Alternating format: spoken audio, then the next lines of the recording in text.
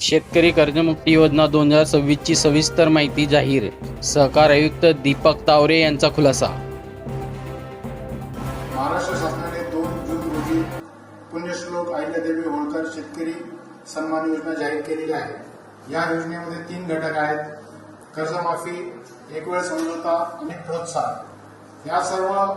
ही सर्व योजना महाआयटीने विकसित केलेल्या पोर्टलद्वारे राबवण्यात येत आहे. या योजनेचा लाभ देण्याकरता सरकार विभागामार्फत सर्व बँकांची माहिती महाआयटीच्या पोर्टलवर भरण्यात आली. त्याचं सर्व व्हेरिफिकेशन पण झाले आणि त्याची लाभार्थ्यांची, कर्जमाफीच्या लाभार्थ्यांची पहिली यादी 25 जुलै रोजी प्रसिद्ध झाली. या यादीमध्ये राज्यातील 16,96,000 शेतकऱ्यांचा समावेश आहे आणि यांची कर्जमाफीची रक्कम 13,600 कोटी आहे.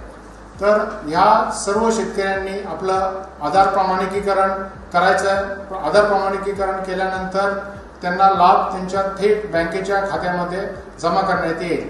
आधार प्रमाणिकीकरण करण्याकरता त्यांचं आधार कार्ड किंवा जी त्यांची यादी प्रसिद्ध केलेली आहे त्याच्यातला विशिष्ट क्रमांक घेऊन आपल्या सेवा केंद्रावर जायचे आहे. ज्या शेतकऱ्यांनी ॲग्रीस्टॅग फार्मर आयडी काढलेला नाही त्यांना ॲग्रीस्टॅग फार्मर आयडी काढणे आवश्यक असेल. काही ठिकाणी थोड्या अशा तक्रारी आलेल्या आहेत की गाव पातळीवर जी यादी प्रसिद्ध झालेली आहे त्यामध्ये कमर्शियल बँकेचे जे NPAचे अकाउंट्स आहेत त्याची रक्कम चुकलेली आहे. तर याबाबत मी शेतकऱ्यांना आश्वासित करू इच्छितो की याबाबत तुम्ही चिंता करू नका. आपण आपल्या बँकेच्या ब्रांचमध्ये जाऊन तपासावे. तिथं आपली 31 मार्च 26ची थकबाकीची रक्कम दिसेल किंवा तुम्ही आपल्या सेवा केंद्रावर गेल्यावर देखील तिथल्या स्क्रीनवर तुमची 31 मार्च 26ची रक्कम दिसेल. ती रक्कम बरोबर असल्यास तुम्ही आधार ऑथेंटिकेशन करावे. 31 मार्च 26 नंतरचं जे व्याजाची रक्कम आहे ह्याची जबाबदारी बँकेने घेतलेली आहे. त्यामुळे तुमचं संपूर्ण कर्ज माफ होणार आहे.